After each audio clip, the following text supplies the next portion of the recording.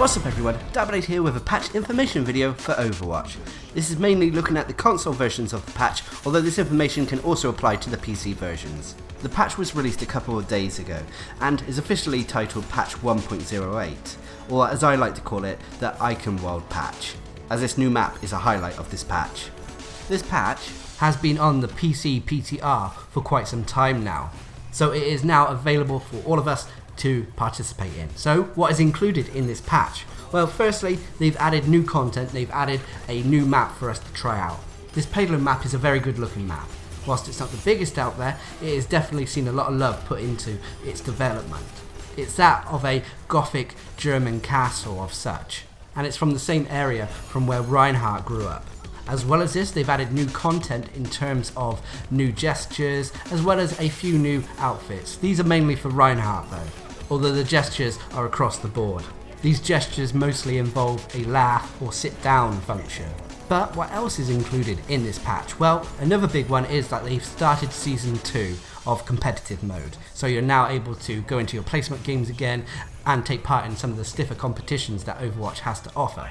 The competitive mode has also seen a little bit of a redo, but this could make a whole video on itself, so I'll leave information down in the description below if you want to check it out. But the highlights are that instead of being ranked 1 to 100, you are now ranked between 1 and 5,000.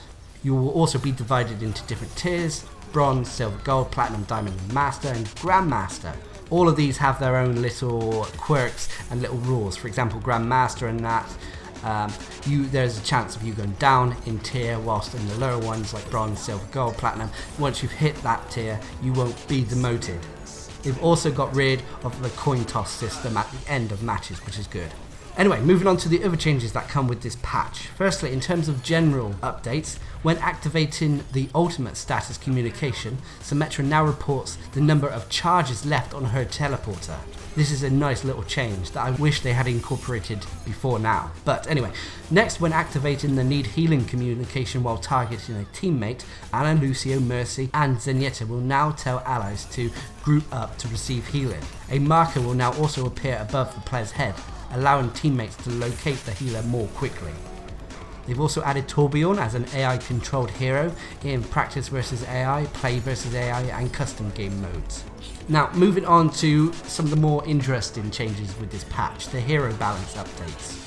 Firstly, in terms of general balance changes, ultimates that consume the ultimate meter when activated now drain the meter more quickly. Next, they've reverted a recent change that came with a previous patch that reduced the size of a hero's projectiles. In other words, hitboxes are now larger. Next, most heroes' abilities will no longer interrupt quick melee attacks. And finally, ultimate abilities will now interrupt quick melee attacks. But moving on to the more interesting aspects of hero balance changes with patches. The actual characters, or heroes in this case. Firstly, going over to d.va, her defense matrix. After being activated, defense matrix will begin regenerating following a 1 second delay. It was formerly 0.5 seconds, so there's just a little bit of time added on so you can't quickly spam on and off defense matrix. Next, moving on to Hanzo. Hanzo will now experience a 30% decrease in speed while aiming. This was formerly 40%, so he'll move faster whilst he's got an arrow knocked on the bow. Next, his maximum projectile speed has been increased by 30%, so he's going to be firing arrows far faster. And finally, the arrow size has been reduced by 33%. So as you can see, Hanzo has received a few buffs and a little bit of a nerf here.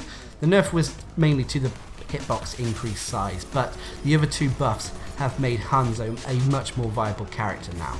Next, moving on to Genji. Love him or hate him, he has received quite a few nerfs here. Firstly, his double jump no longer resets when wall climbing. Before, you could do potentially a triple jump by jumping again, wall climbing and then jumping again. This is no longer possible. Next, his swift strike will no longer deal damage to Widowmaker's Venom Mine or Junkrat's Steel Trap. This means he can no longer bypass the traps.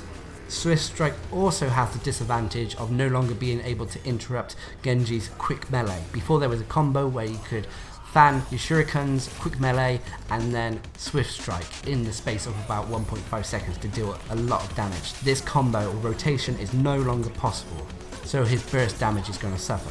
And finally, with his Dragon Blade, his ultimate, the duration has been reduced from 8 seconds to just 6 seconds. Next, moving on to Lucio. He has received one nerf, the Amp It Up. The movement speed from this has been decreased by 30%, so it was 100%, it is now being reduced to just 70%. Moving on to McCree, his Deadeye.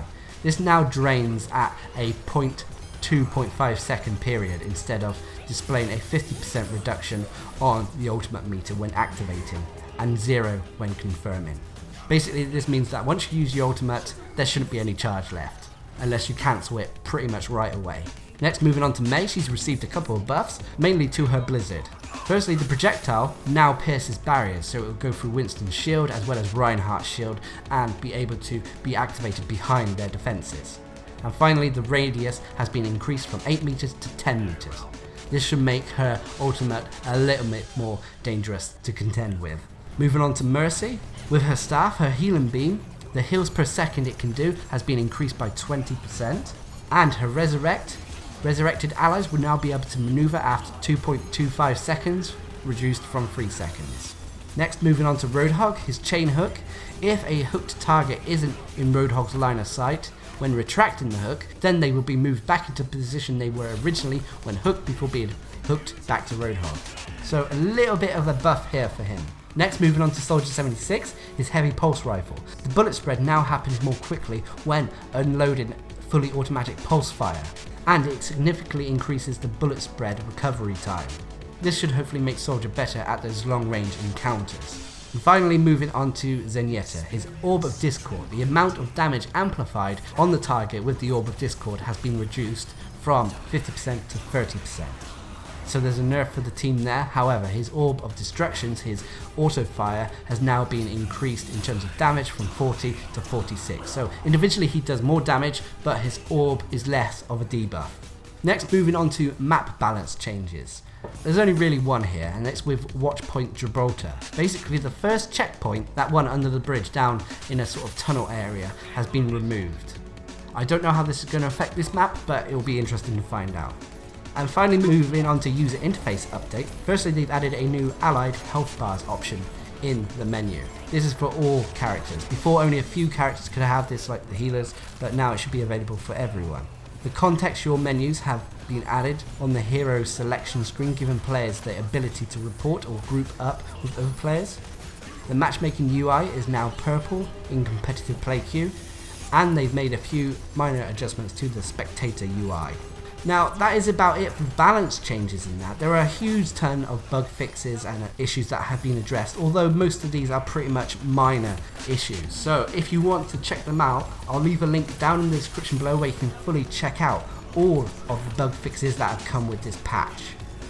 So anyway, what do you think of it? Do you think the balance changes to the certain heroes are good, bad? I'd especially like to hear what you think about the Genji buff, or well, nerf in this case. Also, do you enjoy the new map? Leave a comment down below. And until next time, I've been Darcblade bringing you a patch information video for Overwatch. Hope you enjoyed the video, thanks for watching, subscribe and like for more.